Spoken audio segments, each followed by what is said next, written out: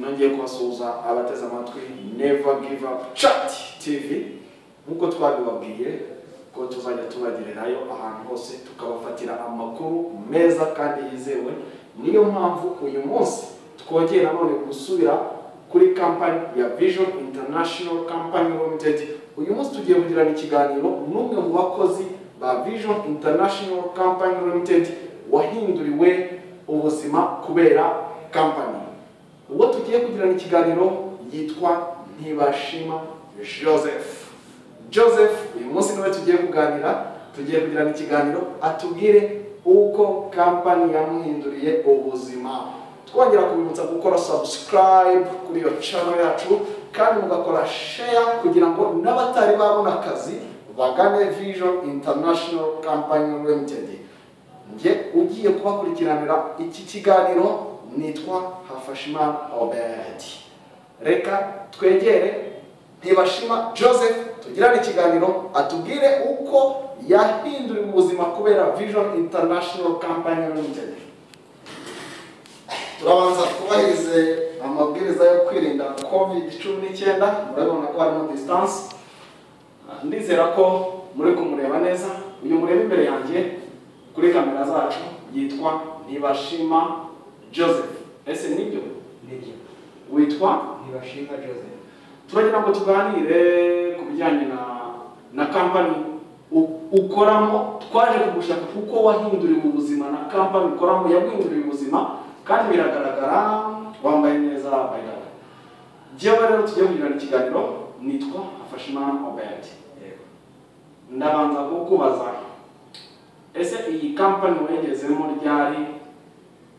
Ese wajute? Turagira ngo ubwire abakurikiye Never Give Up Chat TV. Yewe nari ndi mu cyaro iwacu ni mu karere ka Ruhango kandi mu murenge wa Ntongwe mu kagari ka Kibero.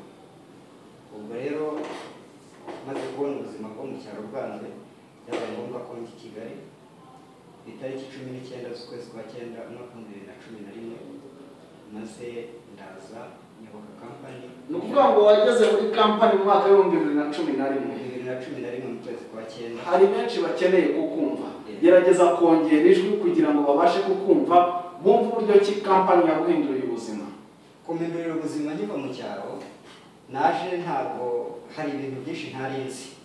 Maze kwinjira muri company hari byinshi nagiye menya. Naje ntangira kwizamu ariko ntabwo izamu ryakomeje ahubwo byabaye ngombwa ko mpindurira ubuzima nkakora mu bijyanye na hoteli. Ubu uri gukora mu bijyanye n'amahoteli. Yego. Abatureba bafite amahoteli, bafite amaresitora, ni ukuvuga ngo namwe mushobora kugana Vision International Company Limited kuko ifite abakozi beza kandi bizewe. Joseph, ubu uri umukozi mu mahoteli. Yego. Agiye atandukanye baraguhamagara ariko ukagenda witwa umukozi wa Vision International Company Limited. Kandi ikindi tuzi nuko abakozi ba company ba Vision International Company Limited ari abakozi babizewe, ari abakozi b'intakenwa. Ese wowe nireba ngo wakoresheje kugira ngo umenye Vision International Company Limited? Ibanga nakoresheje urabona hari ukuntu ubundi nabanje kuza muri Kigali nkakorana n'abakoresha ariko bikaba ngombwa ko nta naho nshobora kubaza, ari ukunyambura, ari kuba bashobora kugufata namwe bakaba bakuraza aho ubona yenda atagusobanukiye ndetse no kukwirukana nijoro bitabujijwe. Ariko uyu munsi iyo uri muri company ntabwo kwakwishyurwa nabi ntabwo bishoboka. Yego. Kuko icyo gihe icyo ureba ni company yaguhaye akazi niyo ikwishyura amafaranga yawe. Rero mu by'ukuri kujya muri company nabyo nanone bisaba ubunyangamugayo bushoboka maze ukagirirwa icyizere kuko ugirirwa icyizere nako akazi kawe kagenda kaguka. Joseph, ese uza muri company wari ufite umudamu? Nabonye ufite alliance. Turaza ko wari ufite umudamu. Naje muri company nta mudamu. Ariko ubu uyu munsi mfite umudamu ndetse mfite n'abana. Byiza cyane. Uvuga ngo urwo rugo nubwo urwubatse ariko akazi ukora wagahawe na Vision International Company Limited. Ni ibintu byiza cyane. Joseph, niki kintu wabwira urubyiruko ruri hanze aha rugukurikiye? Watangiye urubyiruko ariko tuvugana umugabo. Ese niki wabwira urubyiruko ruri hanze aha ruvuga ko rwabuze akazi? Icyo nabwira urubyiruko ntabwo akazi kabuze, ahubwo akazi karahari, ariko ahubwo ikidahari ni ukwiyamiriye. Nimba uri urubyiruko kumva ko hari akazi udashobora gukora, ariko nyamara akazi karahari kenshi, kubera ko nimba uri umusore ukumva hari icyo ukeneye kandi wumva cyaguteza imbere, udafite akazi ntabwo wabona amafaranga yo gukemura cya kindi.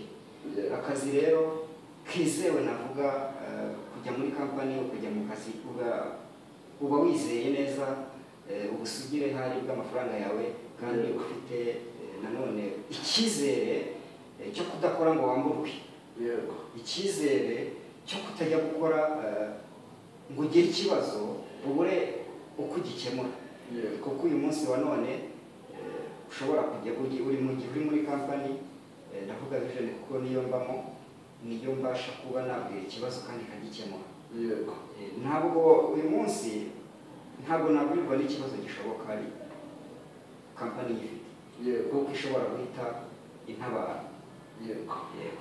Ni ukuvuga ngo mwe mudukurikiye, uwo turi kumwe imbere yanjye bamwita Joseph niwe turi kumwe, ari kutubwira uko yahinduriwe ubuzima na Vision International Company Limited. Nawe udukurikiye utureba aha ngaha twicaye aha, ushobora kuba nta kazi ufite ariko ushaka kugana Vision International Company Limited. Nukuri barabakirana akanyamuneza n'urugwiro.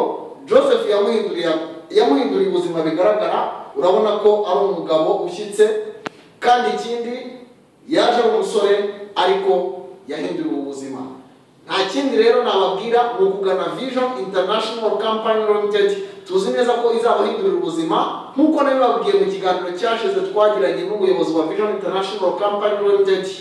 Ni company imaze guhindura ubuzima bw'abantu benshi. Uyu munsi urugendo twagize bitewe n'ibyo amaze kugeraho, twagiye kureba Joseph kugira ngo ari we tugirane ikiganiro. Ariko Joseph, mbere yuko dukomeza, wowe utari wakora subscribe, ibuka gukora subscribe, usharinge kugira ngo n'abandi bose babashe kuba babibona. Joseph, turacyari kumwe, ndagira ngo mubaze ikibazo kimwe ubundi duse nk'abasoza. Ese ni nk'ibiki Vision International Company Limited imaze kukugezaho? Ikintu cya mbere imaze kugezaho, nakubwiye ko njya kuva mu cyaro naje ndi umuzamu. Ariko uyu munsi sinkora ubuzamu, kandi nta nubwo n'ibyo bya hoteli no guteka ntabwo nari mbizi. Ariko uyu munsi icyo nshimira kampani ni uko ishobora yanyigishije guteka. Uyu munsi nkaba ashobora guteka, kandi uyu munsi ntabwo ndi wa wundi wagira ikibazo no mu rugo iwanjye, naho bashobora kugira ikibazo nkaba nateka nkabishobora. Rero uyu munsi kampani ikintu nyikesha cyane, mu myaka nyimazemo naje ndi umusore kandi mfite umugore, mfite abana kandi ndabatunze. Mu by'ukuri mbatunze kandi kubera kampani. Iyo nza kuguma mu rugo ntabwo nari kubishobora. Ntabwo icyerekezo ngezemo uyu munsi ntabwo mba nkiriho. Nubwo ndi gukora ibyo kandi nanone nditwa papa w'abana, nditwa ndetse umugabo mu rugo. Igihe cyose nimba mfite ako kazi ndubahwa mu rugo, ndubahwa naho ndi sinitwa ikirara, aho ngeze ndubahwa, nshobora kugura nako ushaka. Joseph, niba atari ibanga, ubu nko kuri konti ntabwo mubwiye kuvuga amafaranga yose ariko ubikesha kampani ufite nk'amafaranga angana iki kuri konti? Uyu munsi kuri konti hashobora kuba hari amafaranga angana nabura hagati ya 300 na 400 miliyoni ibihumbi. Ariko n'ukwanga ibyo bihumbi biriyo, ariko hari n'ibindi bikorwa wagiye ukora. Hari ibikorwa byiza cyane, harimo inzu, harimo imirimo. byiza cyane. Ni ukuri nawe utari wahindurirwa ubuzima ariko ushaka gucukubira n'ubukene, Ghana Vision International Company Limited nzi neza ko izabibafashamo. Abatari bamenya aho ikorera, Vision International Company Limited ikorera Kigali ku Kinamba, neza kuri BK Bank of Kigali, naho muzabasanga mu igorofa rya 3, hanyuma nawe bakaguhindurira ubuzima. Mwe mwamurikiye ndabashimira, ariko mbere yo kugira ngo dusezerere Joseph, ni nk'iki wibuka utazibagirwa uzarinda usaza ariko utakibagirwa waba warakorewe na kampani? Kampani ikintu yankoreye cyane gikomeye, yankoreye ubukwe kandi bwiza. Good. Yego.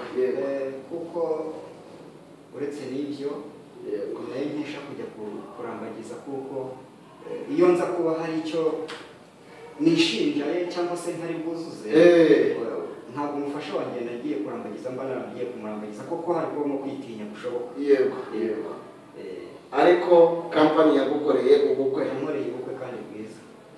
Mwese mwadukurikiye, abatari bakora subscribe muyikore. Yewe ndabashimiye. Nitwa Umurashi Mr. Obed cyangwa se Hafashimana Obed. Urugendo ruracyakomeje, turacyabagererayo, turacyabakurikiranira, ariko niba mwakurikiranye ikiganiro neza mwumvise ko Vision International Company Limited idatanga akazi gusa, ahubwo n'abashaka kwiga hotellerie irabigisha. Muyigane, ushobora kuza utazi guteka ukazayivamo uzi guteka kandi ufite n'ubushobozi. Ndabakunda. Hasta la vista.